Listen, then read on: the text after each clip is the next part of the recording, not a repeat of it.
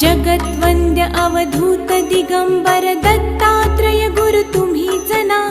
अनन्य भावे शरणागत मी भव भयवारण तुम्हीच ना। कार्तवीर्य यदु परशुराम हि प्रबोधिले गुरु तुम्हीच ना। स्वामी जनार्दन एकनाथ तरी कृतार्थ केले तुम्हीच ना। नवनारायण सनाथ करुनी पंथ निर्मिला तुम्हीच ना। मच्छिंद्रादि जति प्रवृत्त केले जन उद्धारा तुम्हीच ना।